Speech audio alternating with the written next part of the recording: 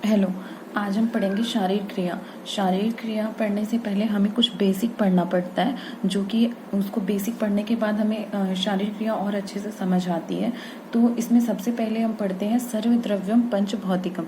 आयुर्वेद में ऐसा बोला गया है कि सभी वस्तुएं, चाहे वो सजीव हो या निर्जीव, मतलब कि वो लिविंग हो या नॉन लिविंग, वो सभी वस्तुएं 5 तत्वों से मिलकर बनी हुई हैं। वो 5 तत्व क्या होते हैं? आकाश, वायु, अग्नि, जल, पृथ्वी। ऐसा बोला गया है कि जो हमारी वस्तुएं हैं वो इन 5 तत्वों से मिलकर ही बनी हुई हैं। अब इसके बाद आता है दोष। दोष क्या होता है? जो हमारे शरीर को धारण करे उसे हम दोष कहते हैं। अब हमारे दिमाग में एक बात जरूर आएगी कि अगर वो हमारे शरीर को धारण कर रहा है तो हम उसे दोष क्यों कह रहे हैं? तो हम उसे दोष इसलिए कहते हैं, जब तक वो हमारे साम्यावस्था में रहकर हमारे शरीर को धारण करता है तब तक हमारी शरीर जो है वो स्वस्थ रहती है। हम उसे तब तक दोष की संज्ञा नहीं देते हैं या उसे दोष नहीं कहते हैं। लेकिन जब इनका क्षय या वृद्धि, मतलब कि ये कम या ज्यादा होते हैं अपने साम्यावस्था से, तो व्याधि को उत्पन्न करते हैं, तब इन्हें हम दोष की संज्ञा देते हैं। इसके बाद आता है धातु। धातु, आयुर्वेद में धातु को बोला गया है धारणा धात्वा, अर्थात जो शरीर को धारण करे उसे धातु कहते हैं। ये 7 होते हैं: रस, रक्त, मांस, मेद, अस्थि, मज्जा, शुक्र। इसके बाद आता है मल, मतलब कि एक्सक्रीटरी वेस्ट। आयुर्वेद के अनुसार ये 3 होते हैं: मूत्र, पुरीस, श्वेत। फिर आता है, इसमें है कि शरीर शब्द की व्याख्या। अब शरीर किसे कहते हैं? तो आचार्य चरक ने चरक शारीर में इसकी व्याख्या की है। तत्र शरीरम नाम चेतनाधिष्ठान भूतम पंच महाभूत विकार समुदायात्मकम संयोग वाही। अर्थात जब चेतना आत्मा को बोला गया और पंच महाभूत जो हमने आगे अभी देखा था, इनके विकार, मतलब कि इनसे बनने वाले जो भी बनेंगे आगे हमारी शरीर के अंग प्रत्यंग, उनका जब इन दोनों का जब संयोग होता है तब उसे शरीर की संज्ञा बोलते हैं। आचार्य सुश्रुत के अनुसार दोष धातु मल मूलम ही शरीरम, मतलब कि हमारे जो दोष धातु मल, इनका जो मूल होता है वही शरीर है। दोष के बारे में हमने देख लिया, दोष क्या है। धातु वो भी हमने देख लिया क्या है, 7 होती हैं, और मल 3 होते हैं। उसके अलावा दोष जो होते हैं वो 2 प्रकार के होते हैं: शारीरिक दोष और मानसिक दोष।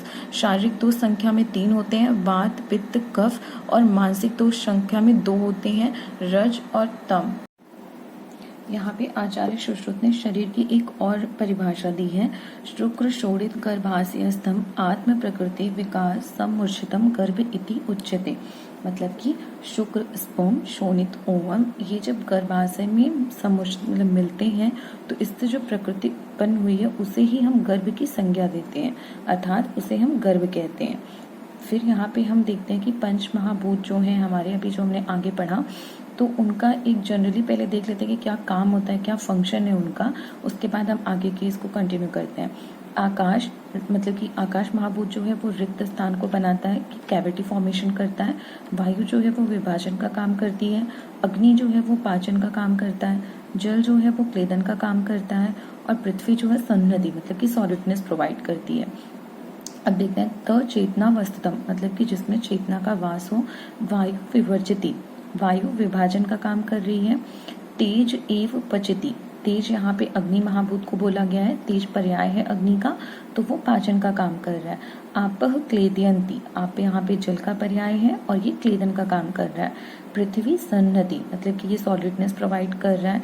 आकाश विवर्धती, मतलब कि आकाश जो है विवर्धन का काम कर रहा है, मतलब कि किसी भी चीज का ग्रोथ कर रहा है। तो अब वो विवर्धन किस चीजों में कर रहा है? स यदा, मतलब कि जैसे हस्त, हाथ, पाद, पैर, जिह्वा यहाँ पे टंग, घ्राण, नोज, कर्ण, ईयर, नितंब आदि अंग, मतलब कि ये आपका बटक रीजन, इन सब का जो है विवर्धन बढ़ा रहा है, तो इसे हम शरीर की संज्ञा कह रहे हैं। फिर उसके बाद आता है शरीर के पर्याय, मतलब कि सिनोनिम्स। अब यहाँ पे शरीर के वैसे तो बहुत सारे पर्याय हैं, पर जो इम्पोर्टेंट हैं वो ये 4 हैं। शरीर, क्षीयते इति शरीरम, मतलब कि जिसका निरंतर क्षरण या नाश हो रहा है उसे हम शरीर कह रहे हैं। अब नाश का मतलब ये नहीं है कि हाँ वो खत्म हो गया, बिल्कुल डिस्ट्रॉय हो गया, नहीं। वहाँ पे यहाँ पे अगर हम देखें तो कैटाबॉलिज्म प्रोसेस जो हमारी बॉडी में चलती रहती है उसको ही यहाँ पे बताया गया है, तो उसकी वजह से इसको शरीर की संज्ञा दी गई है। इसके बाद आता है देह। देह उपचयते, मतलब कि जो हमारी बॉडी में एनाबॉलिज्म प्रोसेस को हम फॉर्मेशन भी बोलते हैं, तो जो भी फॉर्मेशंस हो रहे हैं उसके लिए जो प्रोसेस हो रही है उसकी वजह से इसे हम देह बोलते हैं। फिर आता है काय। कायति शब्दायति इति काया, मतलब कि अन्न के द्वारा जिसका पोषण एवं निर्माण हो रहा है उसे हम काय कहते हैं। अब मतलब कि हम भोजन जब ग्रहण करते हैं तो उस भोजन से ही हमें एनर्जी मिलती है, हमारी जो टिश्यू है, सेल्स हैं, उनको ग्लूकोज मिलता है, मतलब कि उनका पोषण हो रहा है, और जो उसमें डैमेज हुए हैं जो भी है हीलिंग प्रोसेस, फॉर्मेशन, मतलब कि निर्माण हो रहा है, इसलिए इसे काय की संज्ञा दी गई है। अब इसके बाद आता है पुरुष। पुरु वसति इति पुरुषा, मतलब कि शरीर में जो विद्यमान रहे वह पुरुष है।